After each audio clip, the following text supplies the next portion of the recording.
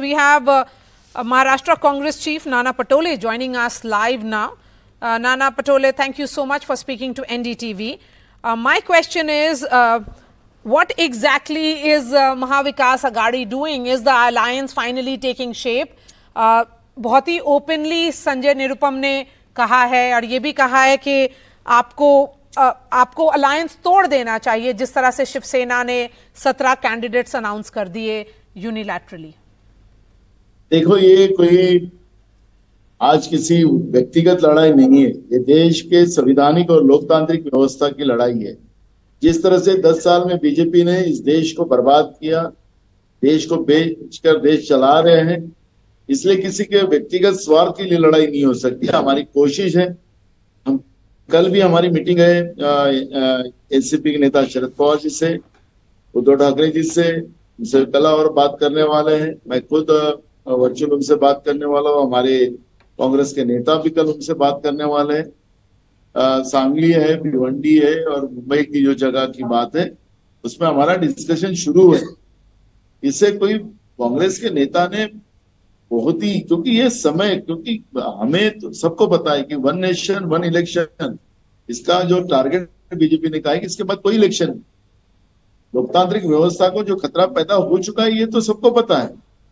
इसलिए सभी नेताओं ने सोच समझकर, क्योंकि ये लड़ाई पहले जैसी नहीं है, लेकिन नाना पटोले जी, संजय निरुपम का जो बयान आया है, उन्होंने साफ तौर पे कहा है कि शिवसेना आपको झुका रही है और आप झुक रहे हैं, और उन्होंने ये भी कहा है कि अगर इस तरह से हो तो आप उनसे अलायंस तोड़ दें। तो क्या ये भी एक कार्ड पर है, ये भी ऑप्शन है?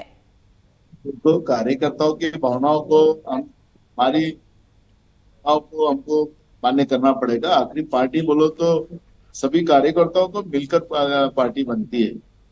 कार्यकर्ताओं को लगता है कि ये जगह कांग्रेस लड़े, इससे पार्टी को ताकत मिले, वहां पे कोई हमारा कैंडिडेट खड़ा हो, स्वाभाविक, ये कोई उसमें किसी का दुमत नहीं, सभी पार्टियों में ये होता है। इसका मतलब ये नहीं कि हम लोग इसमें विचलित हो जाए। हमें पेशेंस रखने का समय है। हम कोशिश कर रहे हैं, मैंने कहा ना कि हम कोशिश कर रहे हैं। अभी भी कुछ हम लोगों ने उन्हें डिक्लेयर कर भी दिया है, तो उन्हें उसको एक बार सोचकर इस बात का निर्णय लेना चाहिए। ये भूमिका हमारी है और हम कोशिश कर रहे हैं, क्योंकि कांग्रेस, आजादी की लड़ाई में भी कांग्रेस का योगदान है और देश की एक लोकतांत्रिक व्यवस्था को इतने लंबे समय तक, दुनिया के कई देश आजाद हुए हिंदुस्तान के साथ, लेकिन वो आजादी टिका नहीं सके। लेकिन कांग्रेस ने हमेशा आजादी को बचा के रखा, आजादी और हमारा संविधान को भी बचा के रखा, और इसलिए ये लड़ाई वो लेवल की है और मुझे लगता है कि संजय निरुपम को भी हम मना लेंगे। अच्छा, तो ये सुनील अंबेडकर जी को मना पाएंगे या नहीं? क्योंकि उन्होंने तो वो अलायंस टॉक से कंप्लीटली बाहर जा चुके हैं और उन्होंने ये भी आरोप लगा दिया है कि महाविकास अघाड़ी डायनेस्टिक पॉलिटिक्स को प्रमोट कर रही है।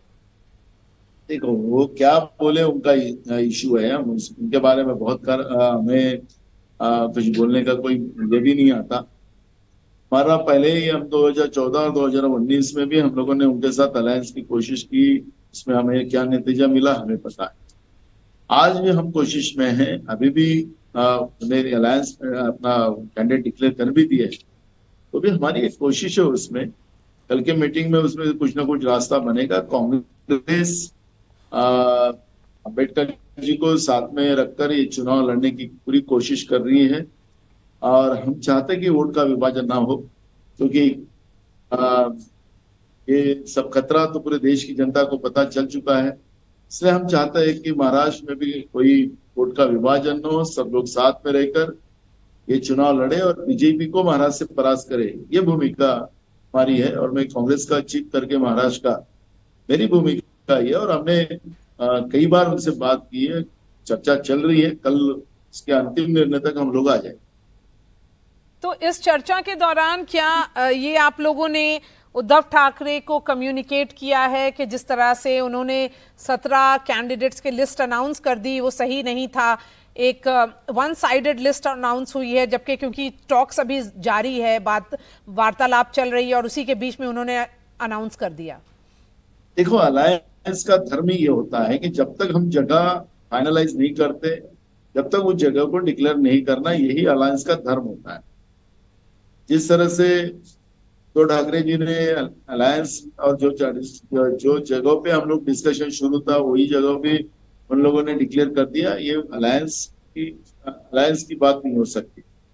तो भी हम लोग कोशिश कर रहे हैं, हमारी कोशिश है कांग्रेस पार्टी फिर हमें कितनी सीटें मिल रही है नहीं मिल रही, क्योंकि हमने शुरुआत में कहा था कि हम मेरिट के आधार पर हम लोगों ने अभी सीटें लड़ना चाहिए जिससे बीजेपी को हम लोग परास्त कर सकते हैं, और उस आधार का प्रस्ताव भी हमने दिया था।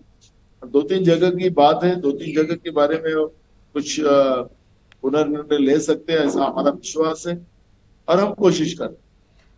मेरा आखिरी सवाल आपसे ये होगा नाना पटोले जी, क्योंकि अब महाराष्ट्र के कांग्रेस चीफ हैं, कि कब तक आपको लगता है कि ये जितना जो महाविकास अघाड़ी है जिसने सीट शेयरिंग टॉक्स चल रही है वो फाइनल सेटल डाउन हो जाएगा?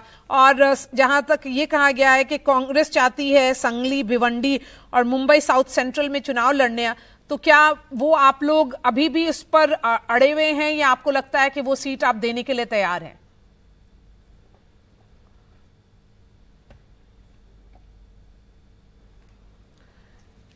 नाना पटोले जी, अगर आप सुन सकते हैं।